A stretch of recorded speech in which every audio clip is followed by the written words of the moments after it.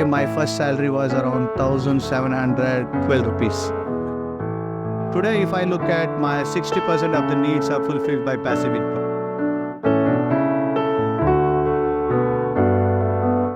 Myself, Ravindra, when you talk about the personal finance, I just started as a hobby, maybe somewhere around 15, 20 years back. When we started, as usual, like I was always looking at my father and that generation, right? The struggle. My father was an agriculturist. Earlier, he had a small hotel kind of a structure in Bangalore. I have one younger brother and one younger sister, maybe in the 450 kilometers away from here. Because I'm being the elder in the family, I was closely looking at my father's, my mother's struggle.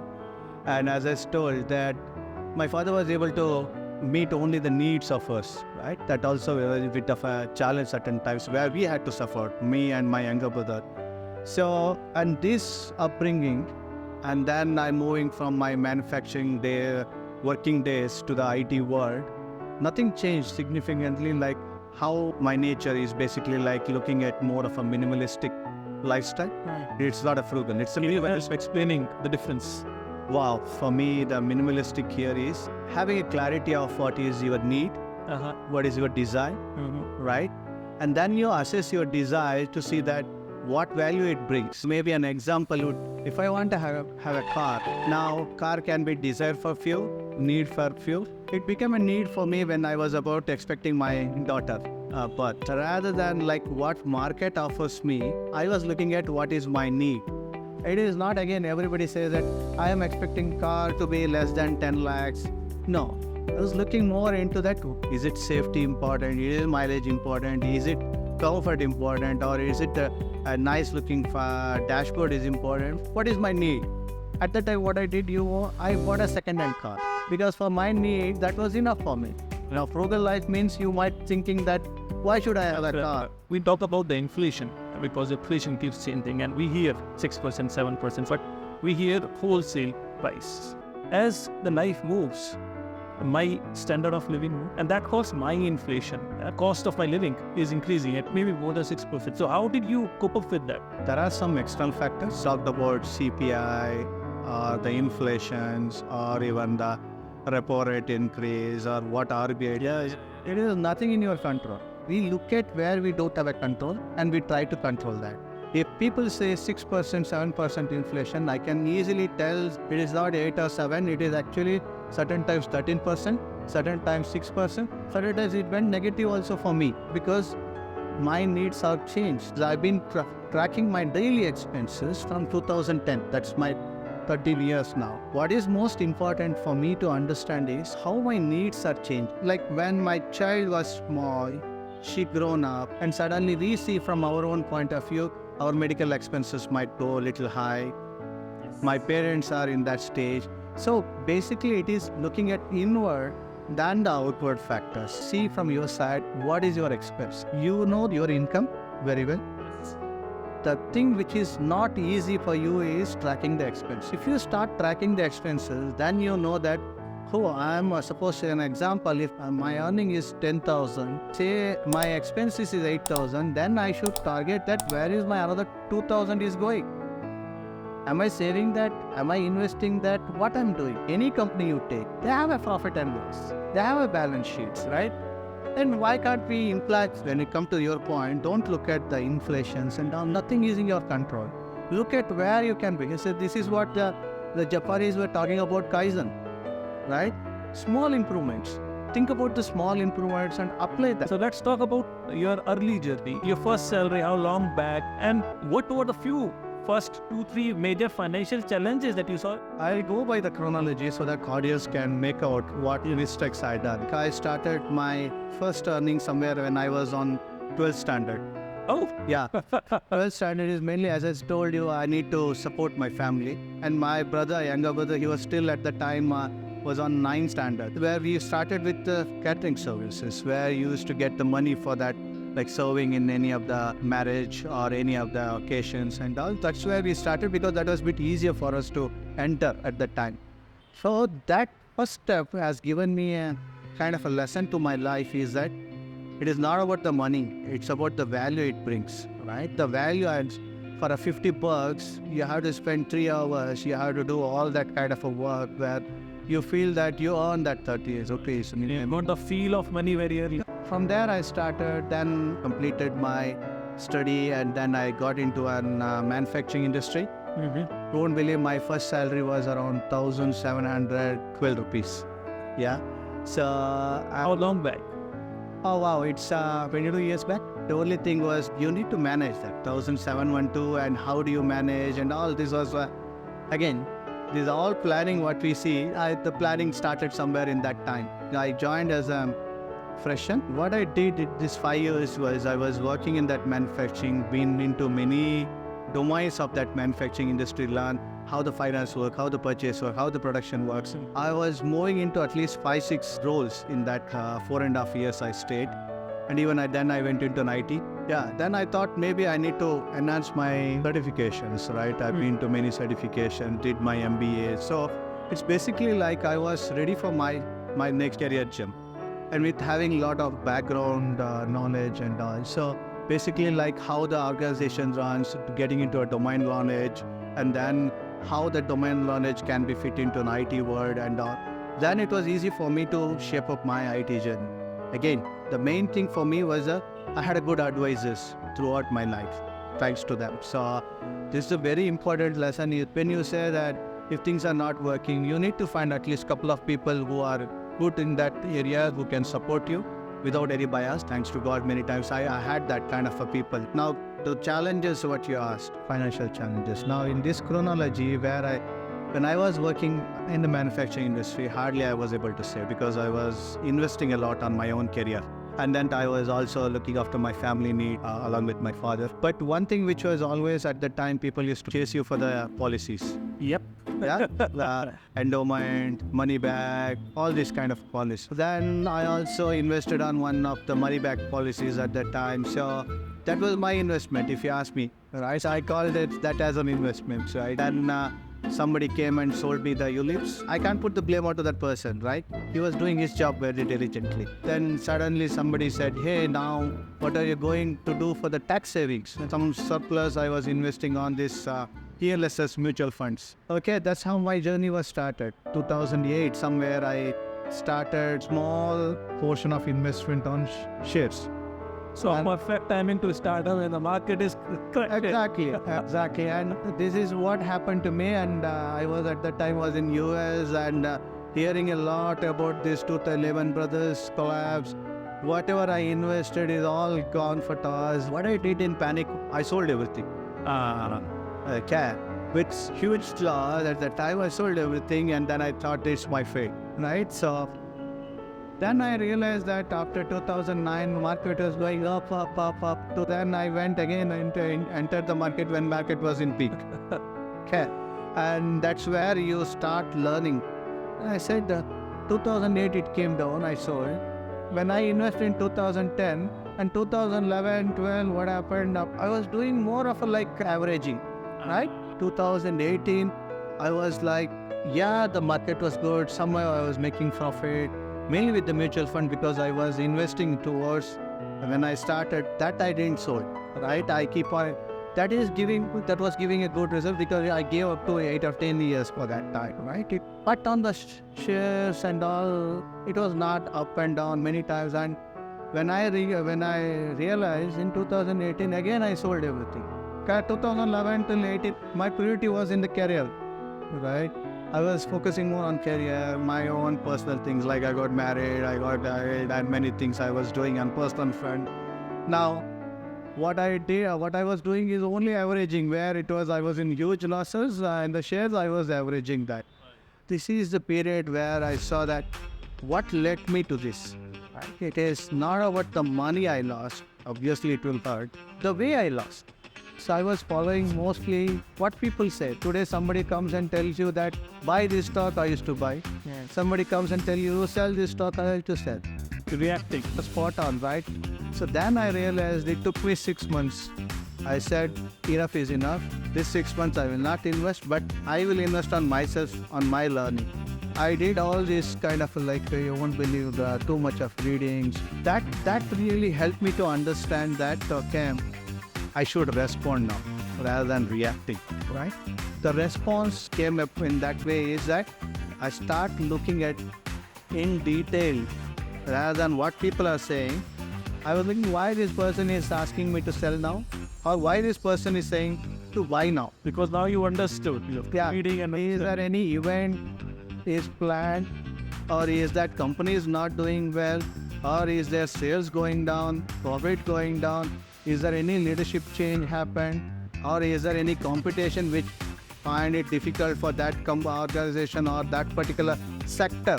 Like I was not only looking at the companies but also looking at the sectors. Not every sector. What I'm understanding from you is, I think if I go back to 2001 until now, your best investment is on yourself.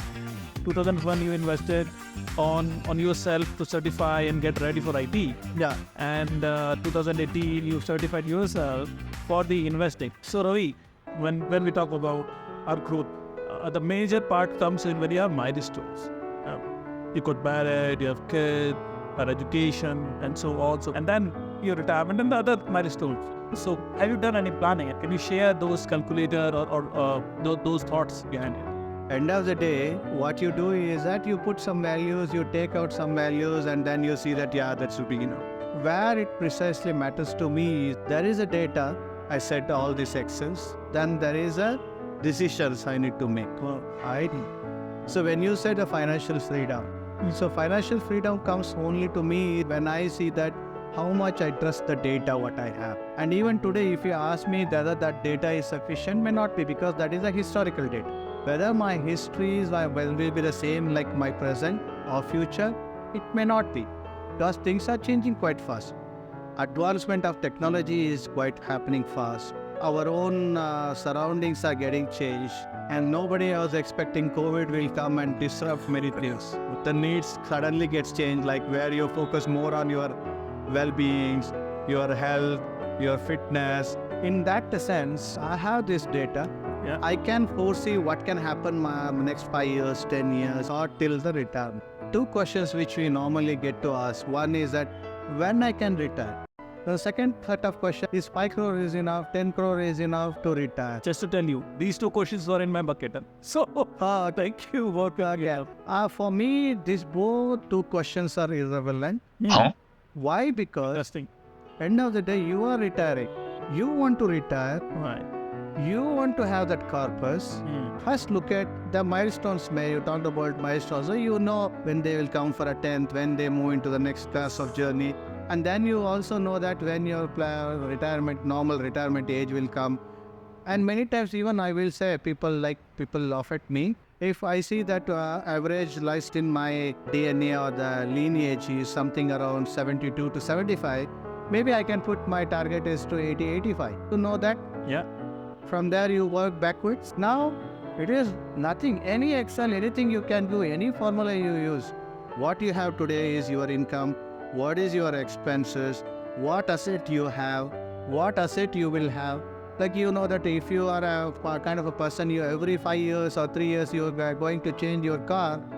You know, right? You need to add on to that. Then you need to add up that what are the things I need to leave it before I go off, that what are things I need to give it to my family. Add all these points into your trackers, then you see that, okay, yes, this is how I see my realistic. What we discussed is correct. So you're saying that in 3 to 4 years, me as Ravi, from my need perspective will be okay. But there is a mental barrier. And I want to talk to you how you broke that mental barrier. The mental barrier which is talking about, at the end of the month, I'm going to receive a message which is telling me this much amount credited to your account through salary. Then having a fear of missing out because my expenses are there, my monthly expenses, school fees, medical expenses, everything is there. Right? So how that fear of missing out, how that mental barrier you were able to break? Thing is, you need to trust your data. And that to trust the data, you need to have more control on where things can go wrong. Yeah. So basically, like you need to see, okay, the education, maybe my daughter might do some more extra. Right. Yeah. Like this, due to some unforeseen conditions. Maybe the inflation go for high in the few years, and then could be some few more disruptions on the market, and there could be few more challenges we might see. So give this all to the benefit of doubt, right? And you need to improvise. Financial freedom only comes when you know that this data you have, all this analysis you did, and then you know that, okay, this is how I am stable. That gives you confidence. That is a freedom, you see that. Then whatever comes is extra for me. The other set of that is big element, which is increase your passive income. Okay. So it's basically like, today I have only 1 or 2 streams of income. Why? How do I make sure that how I keep on building? So it doesn't happen overnight. So before you jump on passive income, can you just share with the audience what is roughly your asset allocation? So my high risk means is all the mutual fund shares and all investment. That might come up to 50% of my investment. And then the debt investments like maybe a fixed deposits and having some of the EPF also, I'll keep it in that factor. So it might be another 20 to 30% range. Another 20 to 30% might be some gold investment, right? And then install maybe on the real estate. For me, the real estate meant, if you really look at, is that an investment category? I'm not clear convinced, is mainly because I'm doing it for my living. Yeah. For me, the real estate investment makes more sense when I'm able to take out some money out of that, right? If I say investment, maybe like you own some commercial spaces where you can get the regular rents, right? And if that rent is around 7 to 8%, then it makes sense to have a rental as an investment. That's where I would like to come. Thank you for sharing the percentage. If we can talk about the passive income, even if I'm not earning anything actively, passive income is taking care of my whole expenses. Yeah. So does it hold true right now? Whole of your passive income is taken care by, or are you going towards it? And if yes, then what is the mode of your passive income? First of all, what is passive income, right? So passive income for me is any rental I get, any fixed deposit revenues I get, any of the mutual fund or dividends which I get, and anything for that, even the bank interest you get on a quarterly basis, right? And many times you might inherit few of the from your parents and certain things, right? So these are all nothing but it's like a passive income for you, where you're not actually involved. I look at how much it is adding to my current needs, the percentage, and how that is going to increase on a year-on-year basis. Right. Yeah. First priority for me is that if I look at my retirement or anything for that matter, I'll see what percentage of my passive income satisfy that, right? There are many terms people use. 4% rule they use. Yes. Rule 72 they use, right?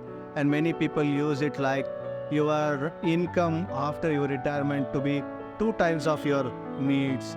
One, you will spend it anyway. The other one goes on again on the investment cycle. So like that people will talk about. Today, if I look at my 60% of the needs are fulfilled by passive income, and maybe another 40% it might require another 3 years. That is how my calculation looks like. Now it might go extra because if my need goes increases, my passive income, or if suppose that doesn't increase up to that level, then I might have to stretch my limitations, right? So that is one way of looking at.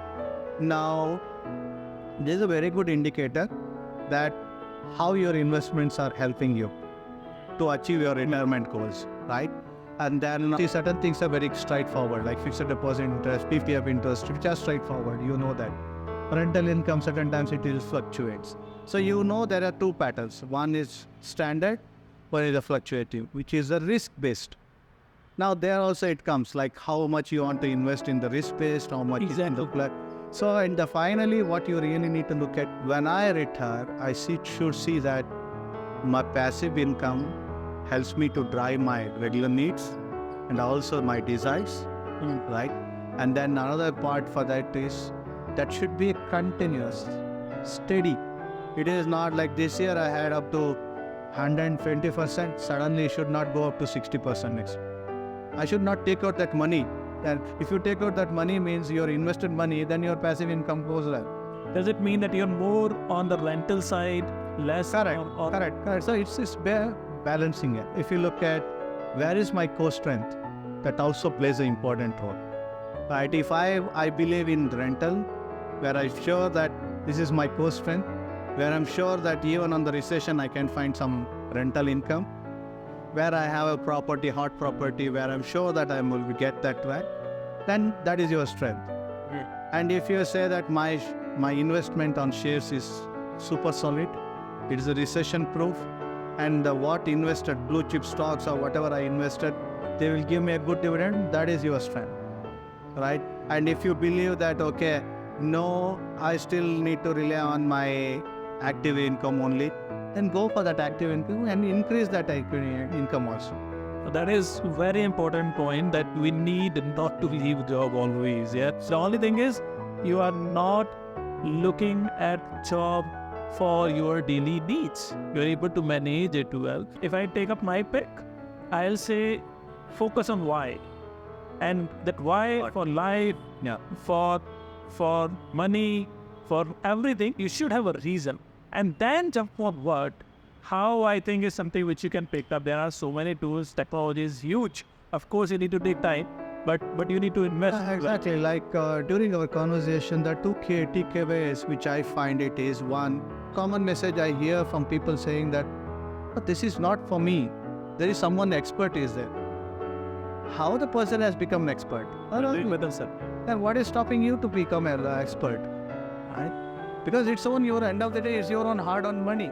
It also depends upon time. Ravi, don't you think so? I mean, if someone is really actively working and focusing on their area, do you think at that point of time, better to outsource to a financial planner instead of you doing things half-heartedly? I look at it in two ways. One is that I always said prioritize. What comes to you as a priority?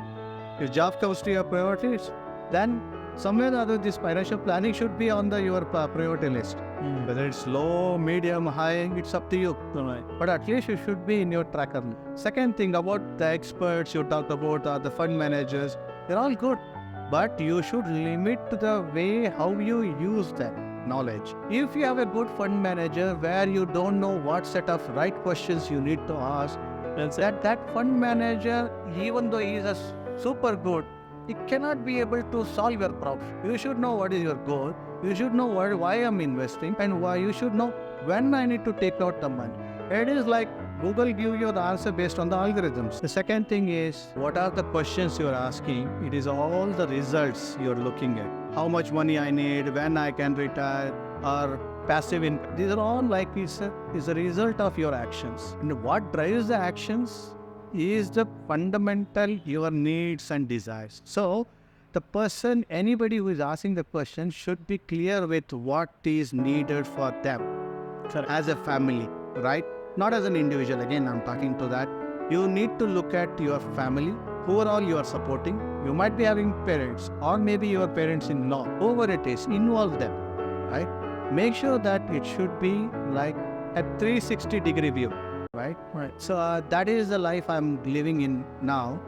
And mostly thanks to my parents, thanks to the society where I brought up, and thanks to I would say the education and my ups and downs and my learning curve. It's all helped me. Many friends and many of my relatives, my brother, sister, my wife, these are all helpful. Thanks to them that I got more of people who questions me many times. Certain times when we are open, when people ask me a question, that is something where it will trigger you to ask